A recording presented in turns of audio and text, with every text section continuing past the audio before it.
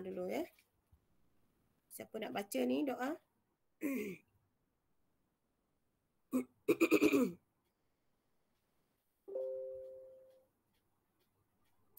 Nabil baca doa Nabil. Boleh Ustazah. Bismillahirrahmanirrahim. Alhamdulillahirrabbilalamin. Wassalatu wassalamu ala asyrafil anbiya'i wal mursalin wa ala alihi wa sahbihi ajma'in. Allahumma aftah alaina hikmataka wa anshur alaina min hazaini rahmatika ya arhamar rahimin. Rabbi shrah li sadri wa yassir li amri wahlul 'uqdatam min lisani yafqahu qawli. Wa sallallahu ala sayyidina Muhammad wa ala alihi wa sahbihi wa sallam. Walhamdulillahi rabbil alamin. Amin. Amin. Okey, terima kasih Nabil. So, apa khabar semua hari ni? Okey ke? Sihat ke? Alhamdulillah sihat Ustazah. Okay. Alhamdulillah. Ayah ada tak kat rumah? Ada Ustazah. Tak ada? Ada. Ustazah. Itulah.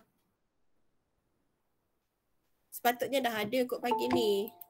Sebab dia orang kata kalau pasal gombak ni fasa 1 dah siap dah. Tahulah pagi ni tak ada lagi ni. So, belum mandilah semua ni ya? Ha? Belum. Okeylah. Kita teruskan yang pembentangan kan? Sambungan yang hari tu. Tajuk yang ke 10, betul tak? Tajuk 10. Kumpulan berapa? Kumpulan 7 kan? Siapa dia? Kumpulan saya Ustazah. Cikin. Jak Sumayah present. Okey. Sekejap, awak tajuk mana? Tajuk yang ke-10 kan? Betul. Tajuk last kali. Okey.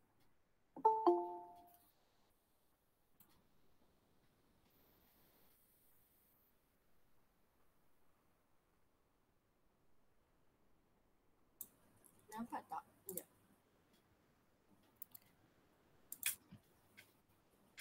Nampak?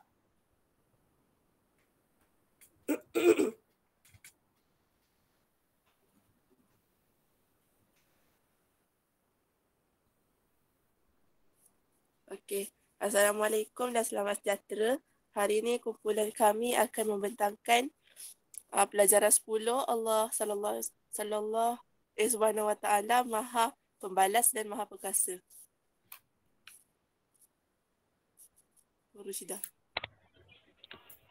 Soalan pertama, maksud Al-Muntakin adalah nama Allah yang menunjukkan bahawa Allah yang Maha Pembalas dengan menimpakan azab terhadap orang yang melampaui batas. Soalan kedua, nama Allah Al-Muntakin merupakan nama Allah yang ke-81. Soalan ketiga, nyatakan dalil dakli nama Allah Subhanahu Wa Taala Al-Muntakim. Allah berfirman, maka kalaulah kami wafatkan engkau, sesungguhnya kami akan tetap menyeksa mereka. Baik, kalau soalan ni kan, soalan dalil nakli, kalau tulis apa tu ikut maksud kan boleh juga, tapi kalau boleh tulis lah dia punya ayat tu, ayat ke berapa, berapa. Lagi. Okey Ustazah.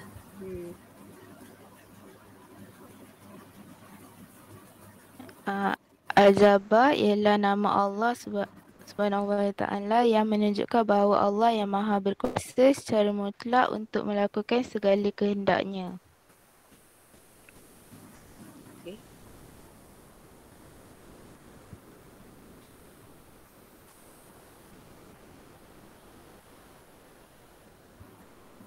Cuba kecilkan sikit sebab tak nampak penuh. Kecilkan? Okey, dah nampak dah. Okey. Yang kelima, nyatakan dalil nakli nama Allah Subhanahu Wa Taala Al-Jabbar.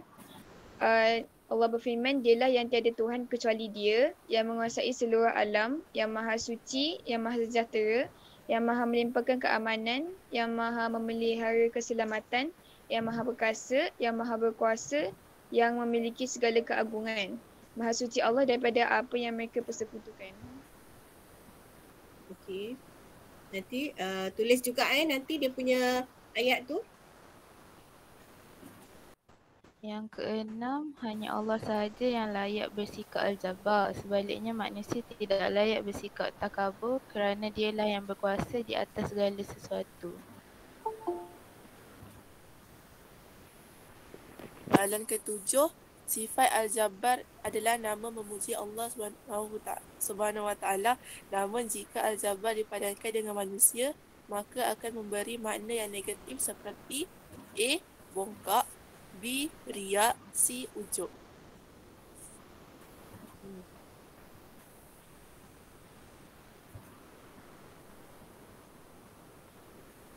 Soalan yang ke-8. Bagaimanakah anda memahami mengenai nama Allah Subhanahu Wa Taala Al-Muntakim dalam ayat di atas? Huraikan. Allah memberikan balasan setimpal kepada pendosa. Hal ini kerana Allah bersifat Al-Muntakim. Kesannya saya akan memperbanyakkan ibadah kerana takut tergolong dalam golongan yang jahil. Kesimpulannya, kita mestilah berdoa agar sentiasa berada di jalan yang benar supaya tidak diazab dalam kubur kelak.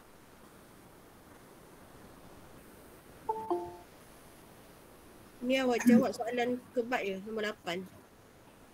Bagaimanakah anda memahami mengenai nama Allah SWT Al-Muntakim yang di atas sampaikan.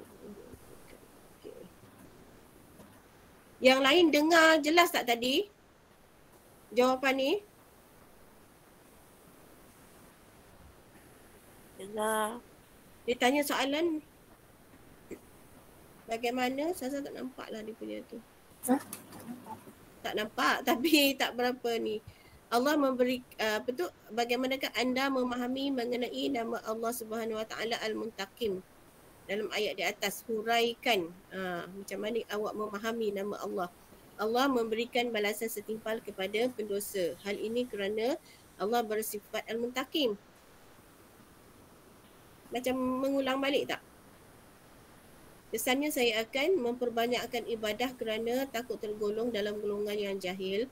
Kesimpulannya, kita mestilah berdoa agar sentiasa berada di jalan yang benar supaya tidak diazab di dalam kubur kelak. Allah memberikan balasan setimpal pada pendosa itu betul. Hal ini kerana Allah bersifat Al-Muntakim. Kalau boleh jelaskan sikit Al-Muntakim tu apa? Maksudnya iaitu Allah Maha Pembalas. Baru nampak sikit kan, baru tak nampak sangat mengulang macam kita menyebut balik Allah itu bersifat Al-Muntakim. Boleh tak? Tambah sikit, hal ini kerana Allah bersifat Al-Muntakim iaitu Maha Pembalas. Iaitu Allah Maha Pembalas. Ya? Yeah?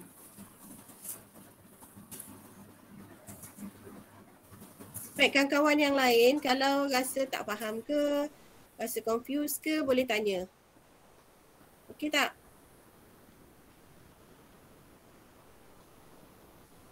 Okey, teruskan nombor 9. Nombor 9, bencana tsunami yang menimpa banyak negara dan taufan Sandy di Amerika Syarikat yang berlaku beberapa tahun yang lepas adalah menunjukkan bahawa Allah Subhanahu Wa Taala adalah Al-Muntakim. Soalan dia, adakah anda bersetuju dengan pernyataan tersebut? Berikan hujah anda. Saya bersetuju. Hal ini kerana Allah Maha Pembalas dengan menimpakan azab terhadap orang yang melampaui batas.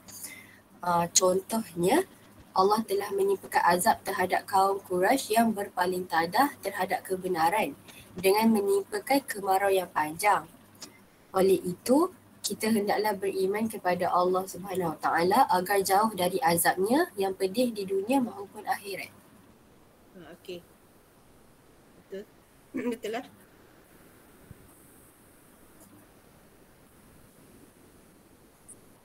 Nombor 10, huraikan kefahaman anda mengenai nama Allah Subhanahu Wa Taala Al-Jabbar berdasarkan gambar di atas. Allah Subhanahu Wa Taala Maha berkuasa secara mutlak. Hal ini demikian kerana Dia Maha berkuasa terhadap semua makhluk dan alam semesta. Sebagai contoh, Allah Subhanahu Wa Taala berkuasa ke atas kejadian gerhana bulan dan matahari. Kesimpulannya, kita sebagai umat Islam hendaklah beriman kepada nama Allah Al-Jabbar supaya diberi rahmat olehnya di dunia dan di akhirat. Okey, yang lain boleh faham? Nampak tak macam mana jawapan dia tu?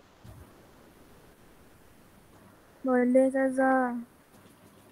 Okey, semua okey kalau tak faham tanya.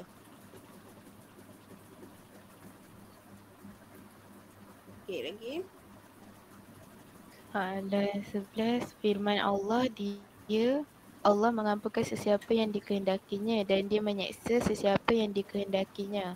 Dan Allah Maha Pengampun lagi Maha Penyayang.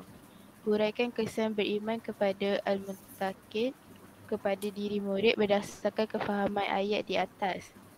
Sentiasa menjaga adab ketika belajar. Hal ini kerana takut Allah akan melaknat setiap perbuatan keji yang dilakukan oleh hamba-Nya.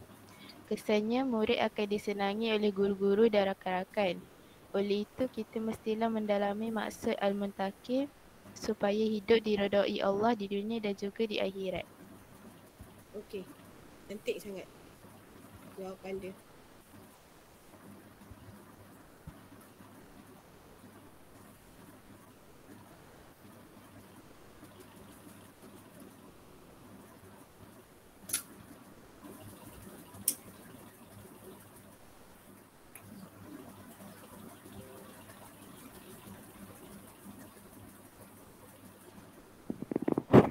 Nombor 12. Soalan 12.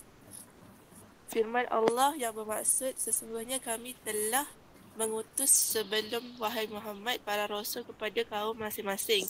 Lalu mereka membawa kepada kaumnya bukti yang nyata. Kemudian kami menyeksa orang yang melakukan kesalahan dan sememangnya menjadi tanggungjawab kami menolong orang yang beriman. Bagaimanakah anda menghayati nama Allah Subhanahu Wa Taala Al-Muntaqim dalam ayat di atas? Huraikan. Sentiasa mengamalkan amar ma'ruf nahi munkar. Hal ini kerana Allah Maha Pembalas terhadap setiap perbuatan hamba-Nya. Kesannya saya akan merasa gerun untuk melakukan larangan Allah. Kesimpulannya, kita mestilah beramal soleh supaya mendapat ketenangan hidup di dunia dan di akhirat. Okey. Soalan terakhir, alam semesta merupakan antara bukti Allah Subhanahu Wa Taala bersifat Al-Jabbar. Kemukakan hujah anda. Allah Maha berkuasa secara mutlak untuk melakukan segala kehendaknya. Hal ini kerana Allah yang mencipta alam dan semua makhluk di dunia. Contohnya, Allah telah mencipta manusia dengan ciri yang sempurna. Kesimpulannya, kita hendaklah berdoa agar sentiasa beriman dengan nama Allah Al-Jabbar agar diberkati olehnya.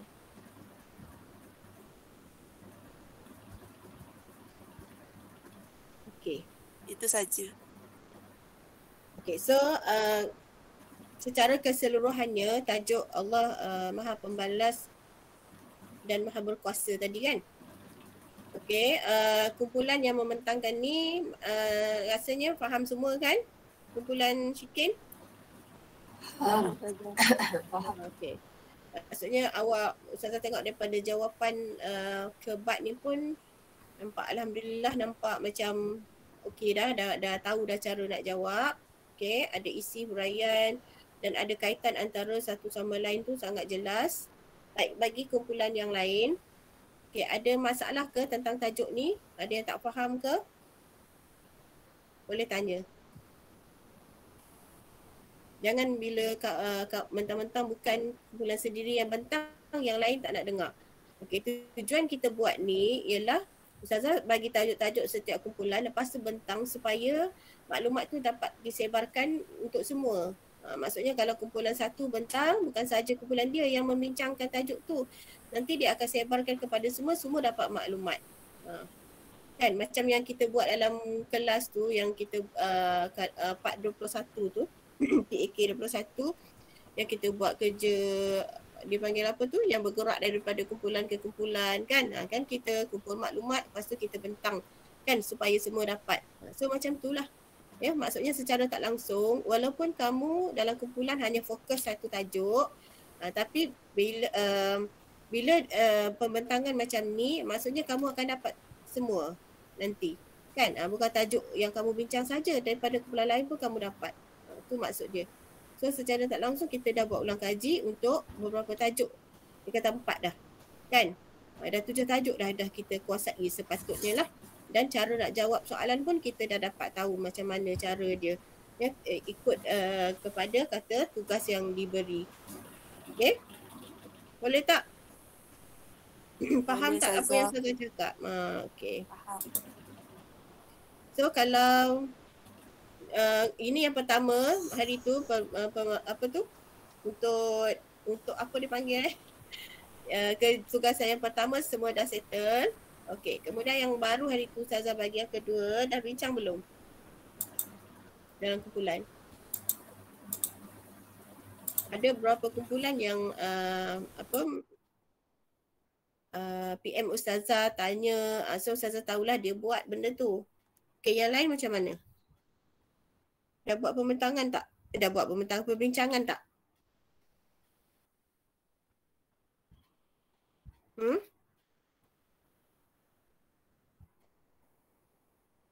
Kenapa diam ni semua ni? Tidur Grup saya belum, Ustazah. Grup saya pun belum, Ustazah. Kenapa belum? Bila nak buat tu?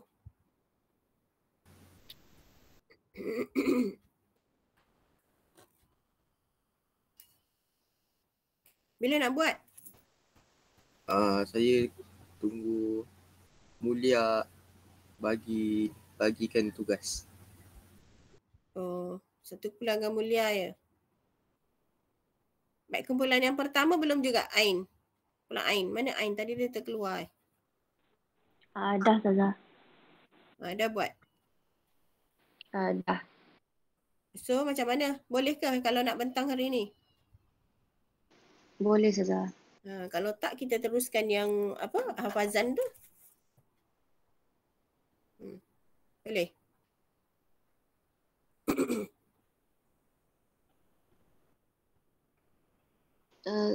Grup saya dah siap boleh present. Okey.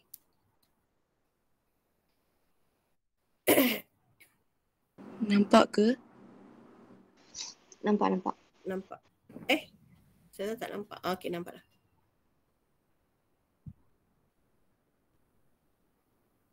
Okay, awak boleh teruskan dulu tak Ain? Sebab Ustazah nak pergi dapur je. Tadi Ustazah ada masak tu, nak tengok api je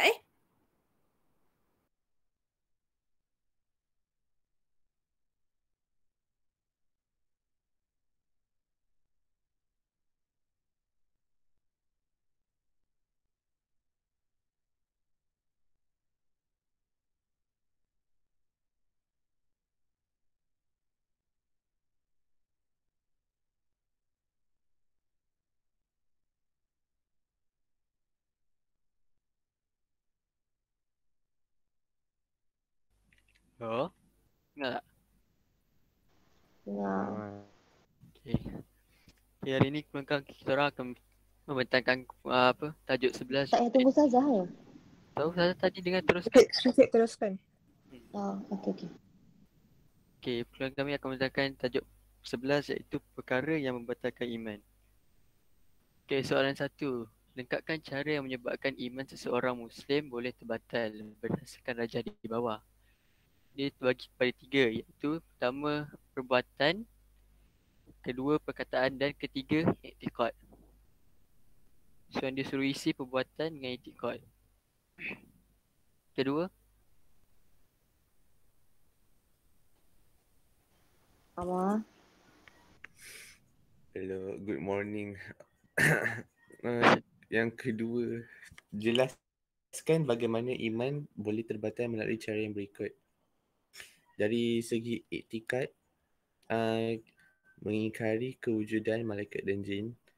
Dari segi perkataan, ia berkata, saya tidak lagi beragama Islam.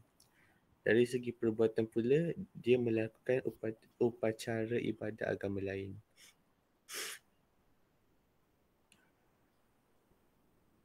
Yang ketiga, jelaskan 4 sebab terdapat segelintir masyarakat Islam masih mengamalkan atau melakukan perkara yang membatalkan iman.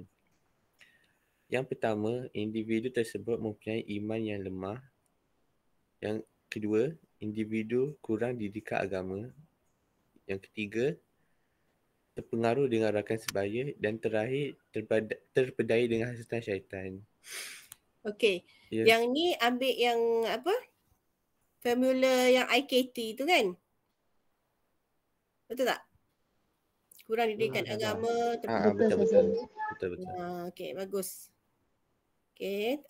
So awak tambah satu lagi, terpedaya dengan hasutan syaitan. Okey.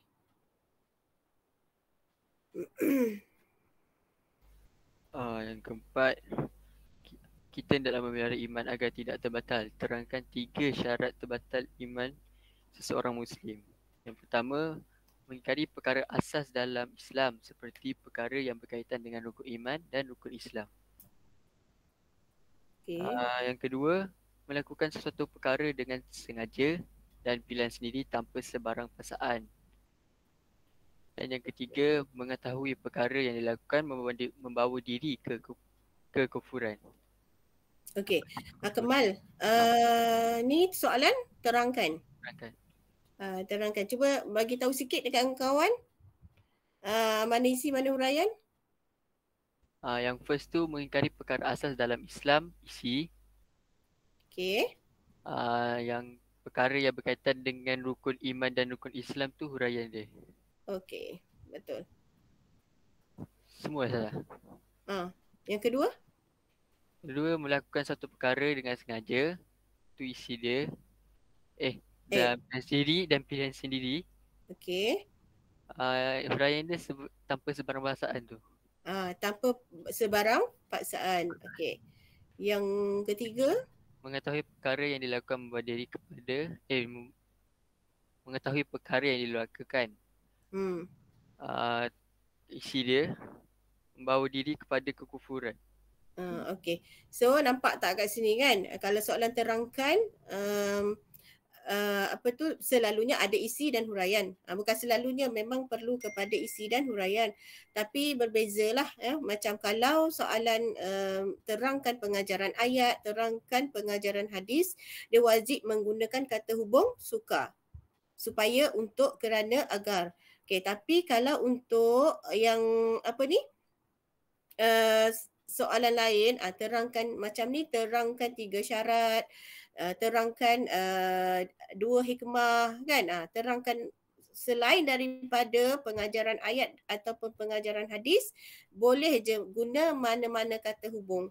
Okey, macam yang ini dia dah pecahkan subjek dan predikat ni pun dah boleh dah. Maksudnya mengetahui perkara yang dilakukan membawa diri kepada kekufuran ataupun boleh tambah sikit, boleh membawa diri kepada kekufuran.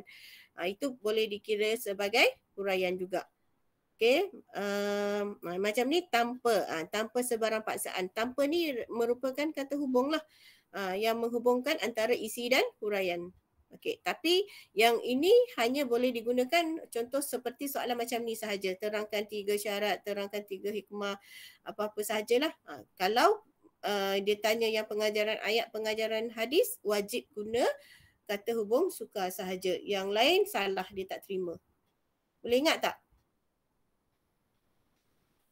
Boleh ingat apa pesanan Ustazah ni? Boleh Ustazah. Okey. Okey, teruskan. Nombor 5, huraikan contoh i'tikad yang membatalkan iman dari aspek berikut. Okey, yang pertama al-uluhiyah. So kita nak huraikan contoh, kita bagi satu contoh, iaitu mengingkari sifat kesempurnaan Allah seperti Allah Maha mendengar dan Maha melihat. Itu adalah contoh untuk al-uluhiyah. Untuk al-nubuwah, contoh dia mengingkari kenabian dan kerasulan salah seorang atau semua nabi dan rasul. Untuk al-ghaibiyah, contoh dia mengingkari kewujudan alam barzah atau azab kubur.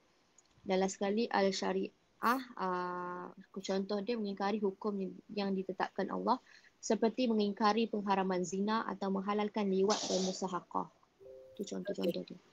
Okey, baik. Kalau soalan macam ni kan, kena faham dulu apa dia. Nak bagi contoh, sebelum kita bagi contoh, kita kena tahu dulu apa dia uluhiyah, apa dia nubuwah, apa dia al-ghaibiyah dan asyariat. Okey, kalau al-uluhiyah tu ingat dia mesti berdasarkan kepada apa? Berkaitan dengan apa?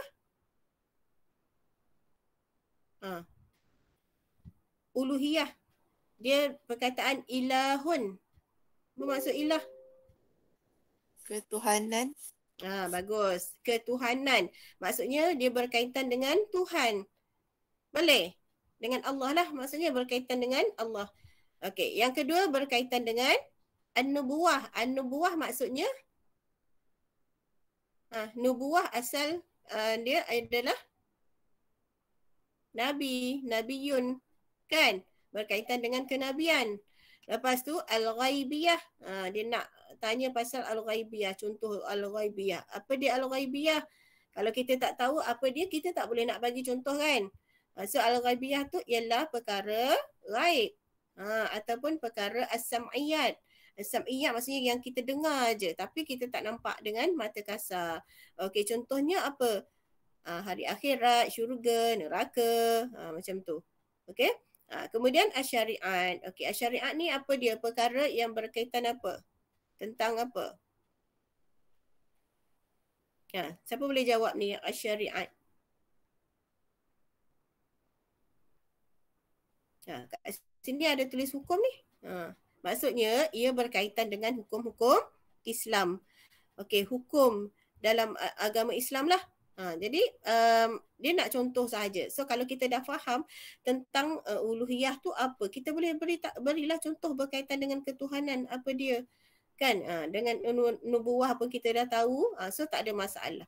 Okay, contoh al-uluhiyah ni, kumpulan Ain dia tulis, mengingkari sifat kesempurnaan Allah seperti Allah Maha mendengar dan Maha melihat. Okey, so perkara yang berkaitan dengan uluhiyah yang mana dia boleh membatalkan iman dia.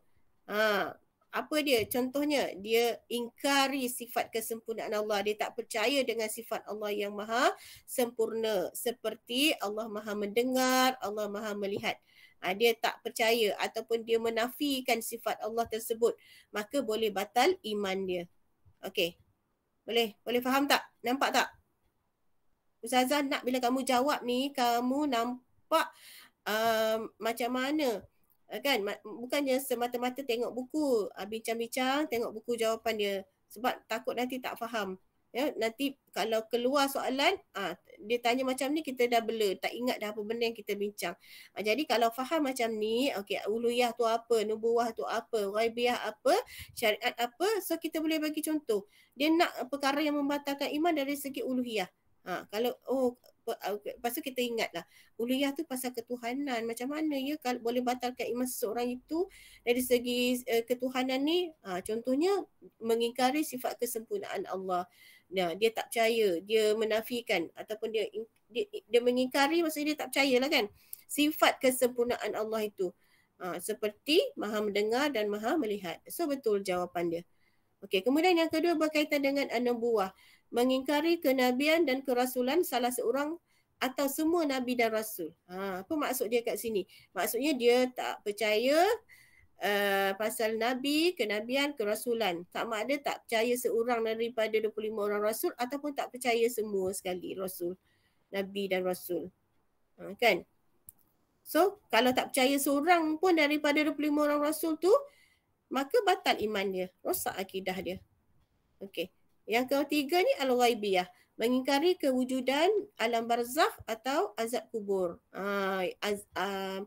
Alam barzakh atau azab kubur ni merupakan perkara as-sam'iyat kan, perkara al-ghaibiyah. Jadi kalau dia tak percaya, dia mengingkari kewujudan alam kubur, maka batallah iman dia.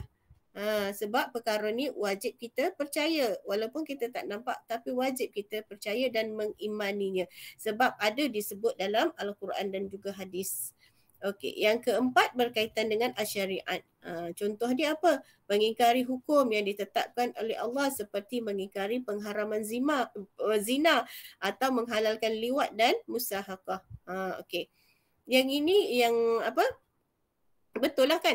Sebab Allah kata zina tu haram tapi dia menghalalkan zina ataupun dia menghalalkan liwat dan musahakah. Okey, ataupun yang nak mudah sekali dia mengingkari hukum yang ditetapkan Allah seperti mendedahkan aurat. Maksudnya dia hukum Allah suruh tutup aurat tapi dia kata dedah aurat tak apa. Macam itulah kan? Ataupun hukum apa-apa sahaja, hukum solat ke dan sebagainya. Okey Okey, seterusnya. Nombor 6, hurai contoh perkataan yang membatalkan iman daripada aspek berikut. A. Pengakuan berunsur kufur. Contohnya, Al-Quran sudah tidak sesuai lagi diamalkan. B. Penafian akidah Islam. Contohnya, saya tidak percaya adanya malaikat munkar dan nakir. C. Persendakan hukum Islam. Contohnya, zaman sekarang tidak perlu menutup aurat lagi. Kan? So ini dia nak dari segi pembatalan iman tu berlaku dari segi aspek, dari segi pengakuan pengakuan berunsur kufur. Maksudnya dari segi percakapan lah pengakuan. Kemudian dari penafian akidah Islam, maksudnya dari segi iktikad ya. Dan mempersendakan hukum Islam. Okey, so contoh tengok Al-Quran sudah tidak sesuai lagi diamalkan, pengakuan. Okey, maksudnya dia kata Al-Quran sudah tidak sesuai lagi diamalkan. Okey. Kemudian dari segi penafian akidah, dia tidak percaya adanya malaikat munkar dan nakir. Persendakan hukum Islam, zaman sekarang tidak perlu menutup aurat lagi. Okey, so betul semualah. Okey. Soalan ketujuh, kemukakan 4 contoh perbuatan yang boleh membatalkan iman. 4 contoh perbuatan yang boleh membatalkan iman. Pertama, sujud kepada berhala atau makhluk dengan sengaja. Kedua, memberikan penghormatan kepada peralatan agama lain. Ketiga, melakukan upacara ibadat agama lain. Dan keempat, meletakkan ayat suci Al-Quran di tempat yang tidak sesuai dengan tujuan untuk merendah-rendahkannya. Okey. So betul semua kan? Semua ni melambangkan perbuatan. Melambangkan perbuatan dia. Sujud kepada berhala, memberikan penghormatan kepada peralatan agama lain. Meletakkan upacara, melakukan upacara ibadat agama lain, meletakkan ayat suci. Ini semua adalah merupakan contoh dari segi perbuatan. Okey, betul.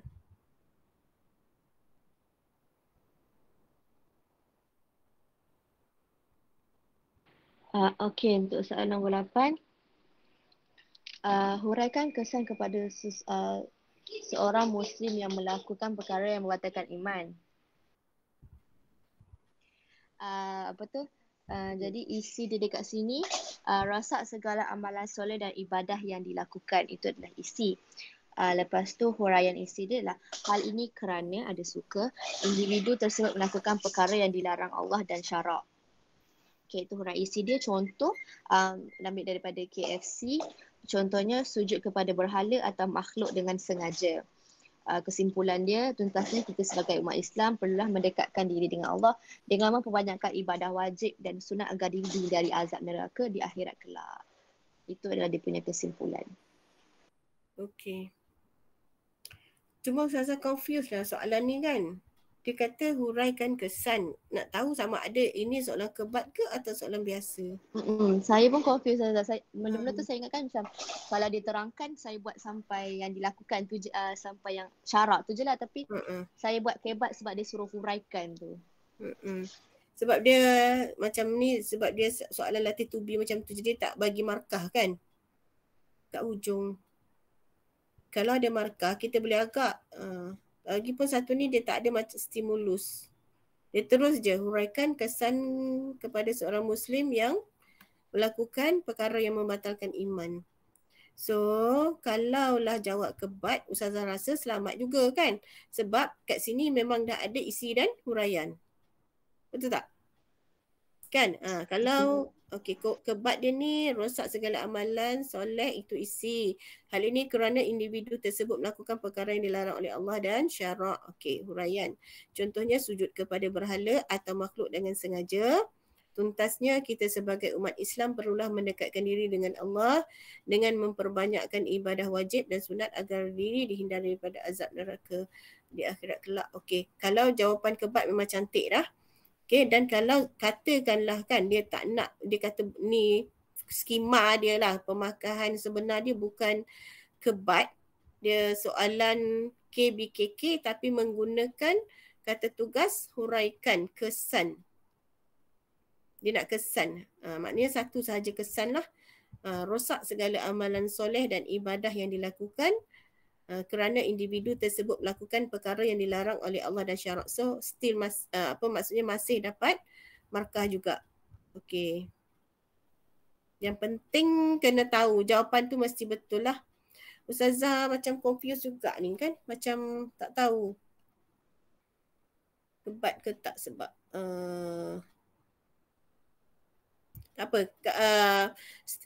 kita stay jawab soalan kebat sahaja So kalau kebat macam inilah jawapan dia betul, tapi katakanlah soalan dia hanya soalan nak kepada isi dan huraian saja pun dah boleh dapat markah kat sini, memang betul jawapan dia.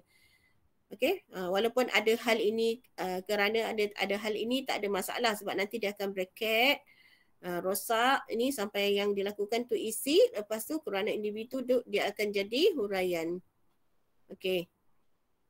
Boleh tak semua? Sebab dia mengconfusekan kita soalan ni. Itulah Ustazah harap sangat nanti bila sebelum kita exam sebenar ni kita akan dapat soalan-soalan yang menepati skema yang menepati format yang sepatutnya lah untuk peperiksaan. Sampai sekarang pendidikan Islam masih lagi macam tak nampak lagi kan. Macam yang lain tu yang dalam grup ibu bapa tu kan, ada ibu bapa tanya tu yang kata pendidikan Islam masih belum habis lagi hafazan semua tu. Sebenarnya belum habis, belum start pun lagi sebenarnya. Sebab yang kita buat ni, yang Ustazah duk tanya kamu bacaan hadis, tilawah, bacaan Al-Quran dan juga hafazan tu untuk trial, untuk percubaan. Itu untuk peringkat sekolah. Tapi untuk SPM sebenar nanti, sebab Ustazah dah tanya, Ustazah direct tanya. Sebab baru ni JPN ada minta, dia nak jadual kerja kan. Macam kalau subjek lain yang tak ada perubahan kan, contoh pendidikan seni, prinsip akaun, dia orang dah ada buat kerja khusus masing-masing, ada dah jadual bila nak kena siapkan, bila nak kena maklumkan kepada parents dan sebagainya. Tapi pendidikan Islam, bahasa Melayu pun tak ada lagi, juga bahasa Inggeris kan, yang ujian bertutur. Kamu ada ujian bertutur, betul tak? Betul Ustazah. Ada, tapi masing-masing 3 subjek ni belum lagi. Lepas tu Ustazah direct tanya JU yang yang 2 orang Ustazah tanya yang Selangor ni. Diorang kata diorang sendiri pun belum dapat lagi taklimat daripada negeri, peringkat negeri pun belum. Jadi diorang tak boleh bagi dekat daerah. Dia kata kena tunggu. Lepas tu Ustazah tanya kawan Ustazah dekat Terengganu. Diorang kata dia pun tanya juga JU dia. JU kata dia baru sahaja bermesyuarat. Sebab dia dah sekolah dulu dah kat Terengganu ni. Jadi diorang dah bermesyuarat dulu. Tapi nanti dia kata untuk memberitahu tentang gerak kerja ni bila kita akan start semua tu, nanti bila dah semua bersemuka. Bila sekolah dah bersemuka semua, nanti baru dia orang akan bagi jadualnya bila. Tapi Ustazah risaulah ni kalau serentak, sebab rasanya ujian bertutur semua tu bulan 1 kan. Betul. Kalau ikut jadual kan. Rasanya kalau pendidikan Islam tu memang time tu lah juga. Sebab bulan 3 dah nak exam dah. Jadi hafal je. Yang penting hafazan tu kena hafal.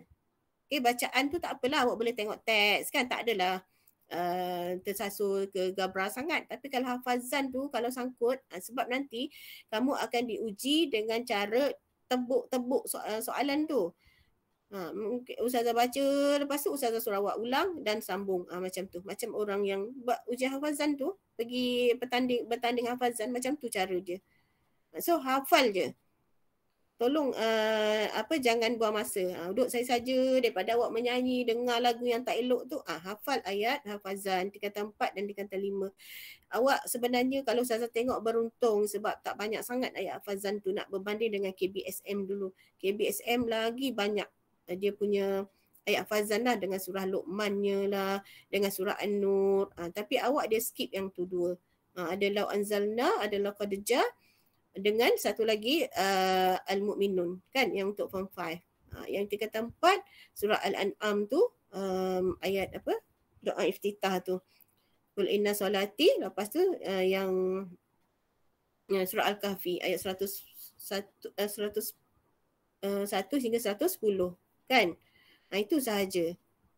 So hafal je daripada sekarang. Patutnya dah lama dah hafal dah. Okay. So kalau ibu bapa tanya cakap macam tu lah. Sebab kita orang pun tak boleh nak. Sebab tu makluman kepada ibu bapa ni lambat. Kena beritahu. Yang bagi jadual tu asalnya sepatutnya bulan Jun sehingga September kita uji kamu untuk SPM sebenar tu. Tapi disebabkan PKP jadi kita tangguh semua. Kena tunggu bersemuka nanti baru ada jadual yang baru. Okey, boleh jelas tak semua? Jelas tak?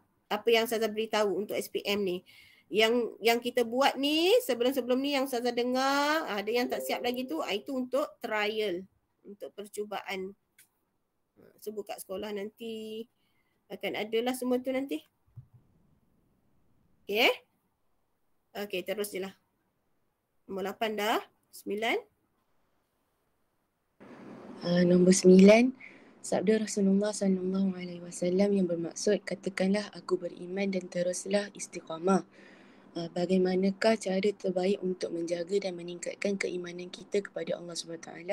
Huraikan. Jawapan dia dengan meningkatkan amalan sunat dan wajib itu isi.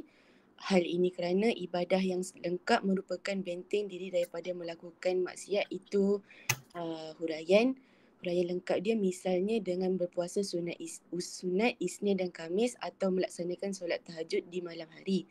Itu huraian lengkap. Kesimpulannya kita sebagai umat Islam hendaklah istiqamah mengerjakan perintah Allah SWT agar hidup bahagia di dunia dan akhirat. Okey, bagus. Yang ini memang jelas soalan kebat lah. Ada stimulus dia daripada hadis Rasulullah SAW.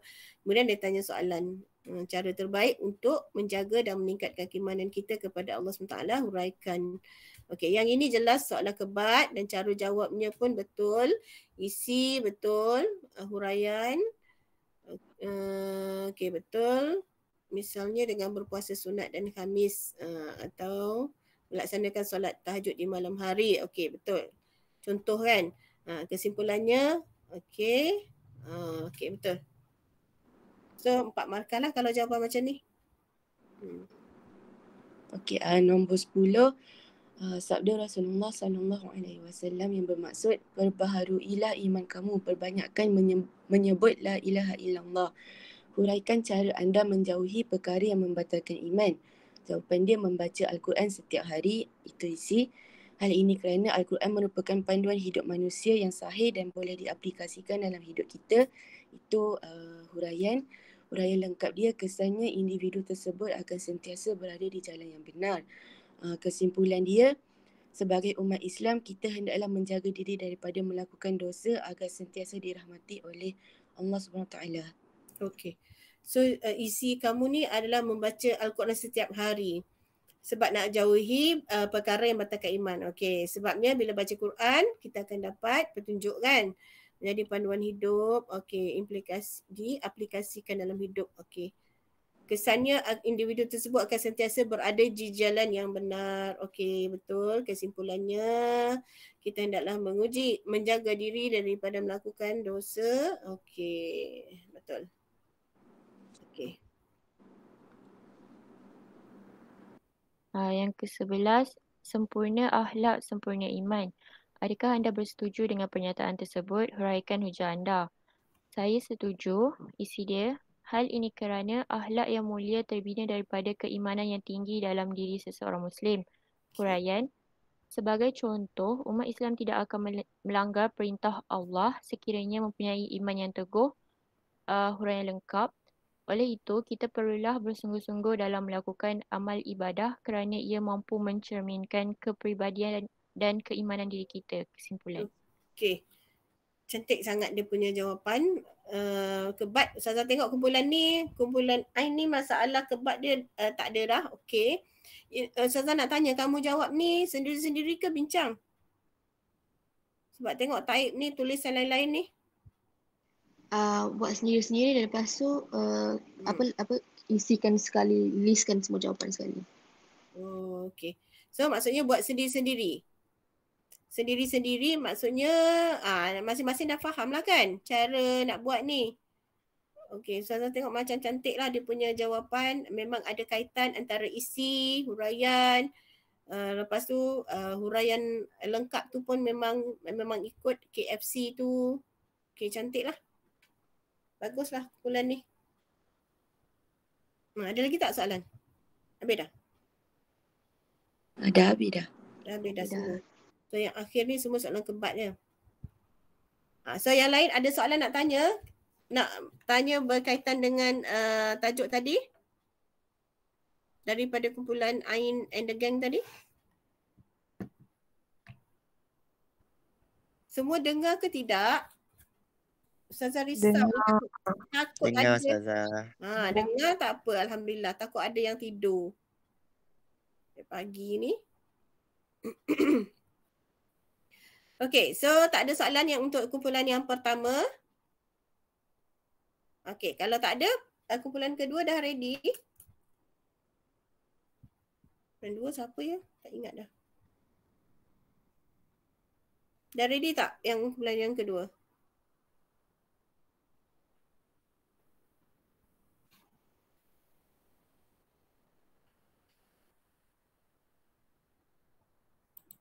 Ustazah. Ya, siapa tu? Usna, saya kumpulan 2. Okay. Tapi tak siap lagi. Tak siap lagi? Tak edit lagi jawapan dia. Okay, tapi dah bincang dah? Ada yang dah bincang. Tapi tak sempat nak masukkan dalam tu. Okay. Kalau kumpulan Usna belum, kumpulan lain ada tak yang dah ready? Selain daripada kumpulan Kamal tadi tu? Yang dah bincang ada? Ada Ustazah. Fazana. Okay, nak bentang ke hari ni? Faz? Boleh Ustazah. Okay. So, awak kumpulan berapa Faz? 3 ke 4? 4 Ustazah. 4. Okay, tajuk mesti tajuk bahagian apa nama? Sembelihan. Oh, tajuk fiqh ya. Okey. Okey, kumpulan Fazana dulu ya.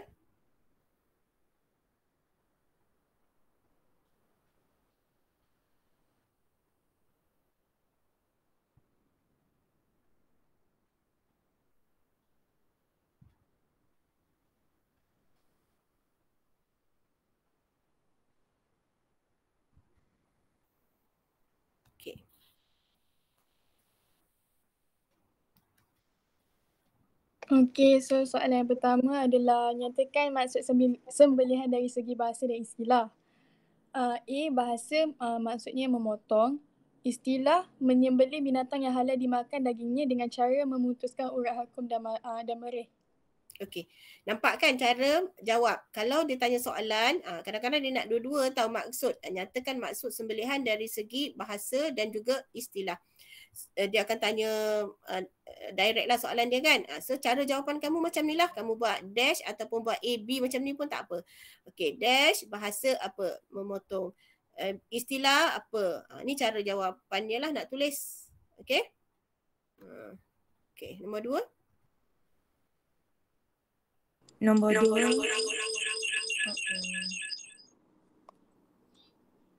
Hello? Okey. Nombor 2, nyatakan dalil tuntutan sembelihan. We have fasalli li rabbika wanhar. Then it says maksudnya ialah tunaikanlah solat kerana Tuhanmu dan berkorbanlah kerananya.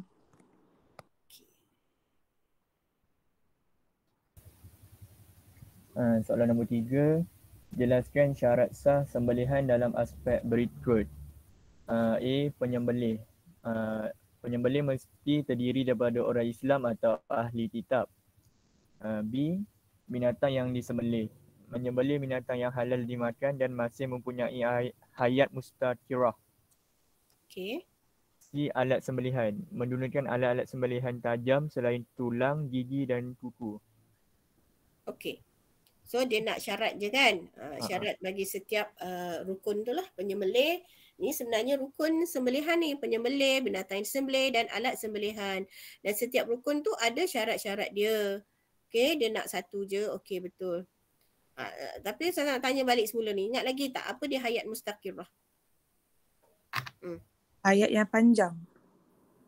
Hayat yang panjang macam mana tu? Yang sihat lagi, yang yang bukan sakit ke apa. Yang terus sihat. Maksudnya binatang tu kalau maksudnya masa disembelih tu dia boleh, dia kuat, dia boleh meronta-ronta kan? Maksudnya dia kuat lah, dia sihat. Bukannya yang dah lembik, yang dah nyawa-nyawa ikan, kita sembelih dia serah diri macam tu je. Tak ada meronta-ronta. Itu syarat dia lah, binatang yang nak disembelih mesti masih mempunyai hayat mustaqirah. Okey. Nombor 4. Nombor 4. Namakan urat yang wajib diputuskan ketika sembelihan binatang. Dia ada 2, urat mirih dengan urat halkum. Urat merih. Urat merih dan urat halkum. Okey. Nombor 5. Apakah hukum melakukan penyembelihan? Hukum dia wajib. Okey. Betul. Nak makan daging mesti sembelih. Wajib sembelih. Kalau tak, haram lah. Betul. Yang keenam, huraikan perkara sunat dan makruh ketika sembelihan daripada aspek berikut. Yang pertama, perkara sunat sembelihan. Penyembelih hendaklah membaca basmalah. Binatang yang disembelih, membaringkan binatang yang disembelih ke sebelah rusuk kiri. Alat sembelihan pula menggunakan alat sembelihan yang tajam. Perkara makruh sembelihan, penyembelih tidak membaca basmalah. Binatang yang disembelih dia menyeksa binatang sembelih. Okay. Alat sembelihan yang bertumpul. Okey. Betul lah. Tengok dia buat kotak macam style perbezaan kan. Supaya nampak lebih jelas lah kat situ. Okey. Soalan 7. Nyatakan hukum dan alasan bagi masalah yang berikut. A. Memakan daging lembu yang disembelih oleh ahli kitab. Hukum dia halal. Alasan dia, niat sembelihan dari ahli kitab adalah kerana Allah SWT. Kedua, B. Memakan ayam yang disembelih oleh perempuan. Halal kerana rukun penyembelih ialah wajib beragama Islam sahaja. C. Memakan ayam yang disembelih untuk membuat persembahan kepada kubur keramat. Haram, hukum dia haram kerana sembelihan yang bukan kerana Allah SWT. Okey. Memakan ayam disembelih. Okey. Tapi kan dia nak halal-halal haram ke? Kalau kita buat sah boleh tak hukum yang pertama tu, memakan daging lembu yang disembelih oleh ahli kitab? Hukum dia sah? Sah. Boleh kan? Boleh juga. Niat sembelihan ahli kitab adalah kerana Allah SWT. Okey, betul. Itu alasan yang betul. Yang kedua, memakan ayam yang disembelih oleh perempuan. Halal pun boleh, sah pun boleh juga. Ya. Hukum rukun penyembelih ialah wajib beragama Islam. Maksudnya tak kisah lelaki atau perempuan asalkan beragama Islam. Okey. Teruskan nombor 8. Menyeksa binatang ketika menyembelih adalah dilarang dalam Islam.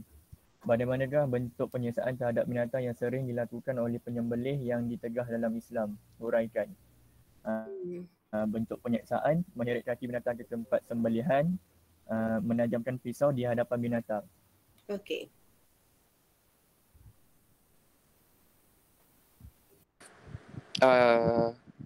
Nombor 9. Kita hendaklah memastikan daging yang dimakan adalah halal. Bahagian daging binatang sembelihan yang manakah haram dimakan oleh orang Islam? Berikan hujah anda. Okey, bahagian daging binatang sembelihan yang haram, darah kecuali hati dan jantung dan pundi kecing kerana ia tidak bersih dan boleh menyebabkan penyakit. Okey.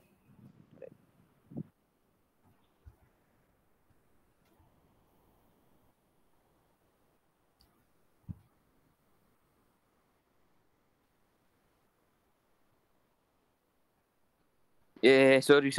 Lupa. Nombor 10. Huraikan hikmah sembelihan dari sudut yang berikut. Dari sudut agama, sebagai tanda penghormatan terhadap makhluk ciptaan Allah Subhanahu Wa Taala. Dari sudut sains, dapat membersihkan daging binatang daripada darah yang mengandungi penyakit.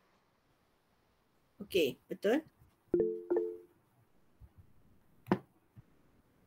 11. Sembelihan dalam Islam adalah berbeza dengan sembelihan dalam agama lain daripada pelbagai sudut.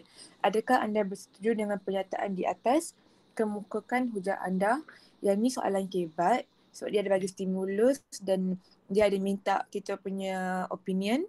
So isi saya ialah ya, saya setuju. Huraian ialah hal ini kerana Islam mempunyai panduan yang lengkap dan teliti untuk memastikan makanan yang dihadam ialah bersih dan bebas daripada penyakit sekaligus tidak menyiksa haiwan kurbanan. Amsalnya, rukun binatang sembelihan ialah urat halkum dan marit mesti diputus dengan segera dan sekali sembelihan untuk mempercepatkan kematian haiwan tersebut.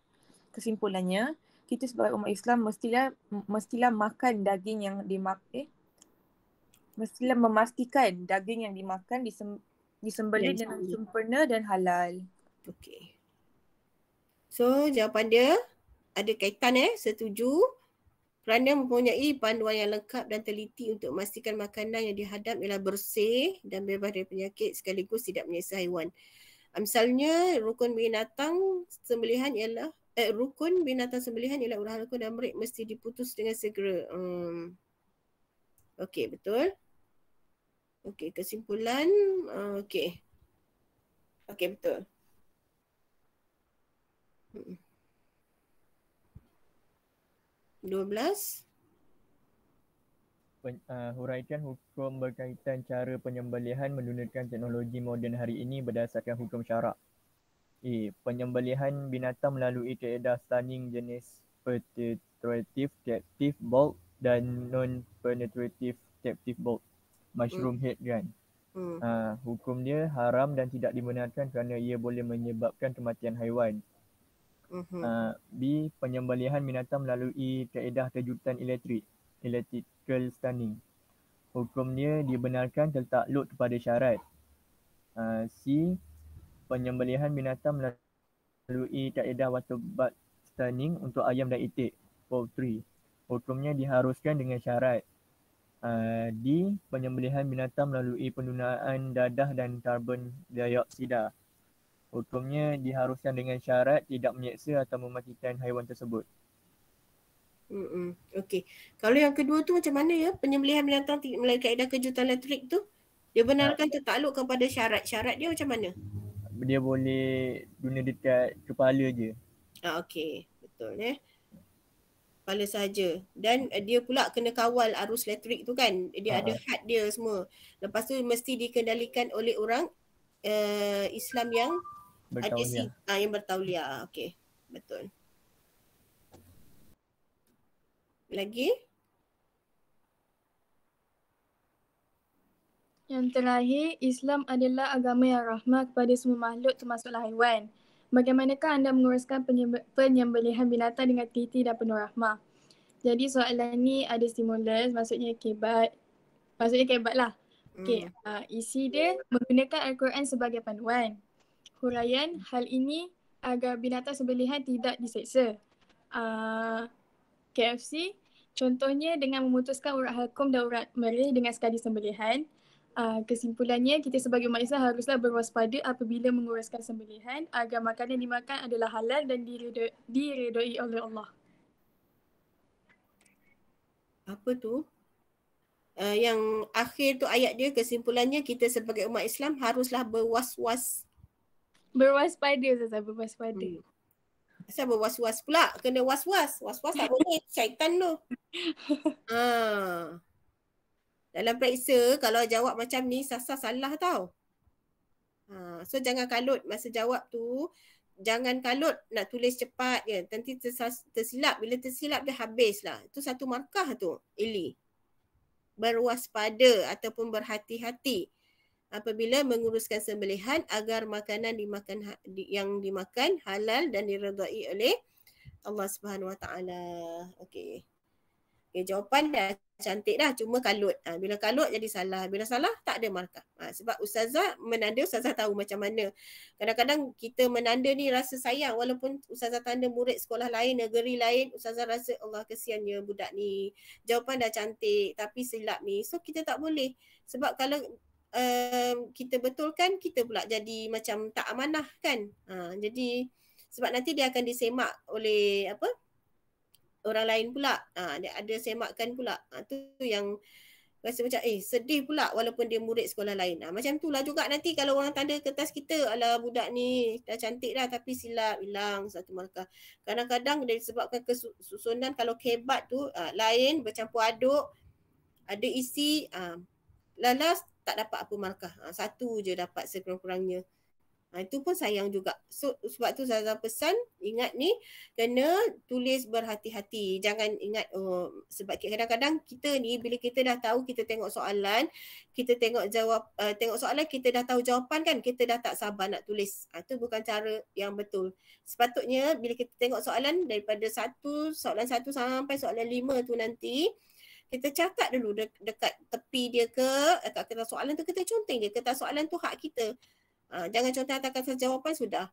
Conteng apa benda isi yang kita nak tulis. Tulis dulu poin semua. Lepas tu baru kita boleh tulis jawab dengan tenang. Jangan bila nampak je terus jawab. Soalan 1 tak tahu, soalan 2 dah tahu. Terus jawab soalan 2. Tak. Buat sikit-sikit. Kecuali memang kalau betul kita tak dapat jawab soalan tu, kita teruslah soalan yang berikutnya. Tapi jangan kalut. Sebab ustazah memang dah banyak kali lah pengalaman tengok cara jawapan budak tu. Okey, dan satu lagi tulisan. Tulisan siapa yang halus-halus tu, tolong besarkan tulisannya sebab tahun lepas kan menanda secara online, dia scan. Contoh kan jawapan kamu ni dekat skrin ni kan, dekat kertas jawapan ni kamu tulis dengan pensel lah kan. Yang ni bertaik. Okey, lepas tu nanti dia scan. Lepas tu cikgu yang menanda ni melalui laptop ni lah, komputer lah, tanda tik, ada jawapan dia lah, cara dia tu adalah cara nak menanda tu. Jadi kalau tulisan tu kabur, bila dia scan, guna pen yang dakwat dia tak berapa terang kan, dia akan jadi kabur. Bila kabur, dia tak nampak. Takut scan tu nanti ada jawapan, tapi bila scan jadi macam tak nampak. So takut sangat macam tu. So nanti dekat-dekat nak periksa nanti akan diberi taklimat lah, kena cara penggunaan pen tu. Tak boleh guna pen basah, lepas tu elakkan guna pensel, kena gunakan pen yang mata bulat tu, yang jelas. Sebab ustazah menanda tahun lepas melalui online, memang kita nampak ada yang jelas, ada yang tak jelas. Kadang kena buat 2 kali. Kena buat ni masa menanda tu, kalau kena buat report, kalau kita dapat jawab kertas soalan tu jawapan kosong. Ada tahu ustazah dapat kosong jawapan dia. Lepas tu kena laporkan, kena suruh pihak atasan tu yang bahagian tu scan balik semula. Kita bagi nombor giliran budak tu, adakah budak ni memang tak jawab ataupun scanner tu yang masalah. Sebab dia menggunakan pen yang tak betul kan. Kalau cek lagi sekali ada, kena tanda semula. Itulah ustazah nak nasihatkan, takut nanti kecewa lah kan. Kita rasa kita jawab elok tapi bila dapat result teruk. Itu masalah dia. So kena jaga-jaga, ya, kena berhati-hati. Okay, so ada soalan nak tanya tak? Kita dah nak habis dah ni.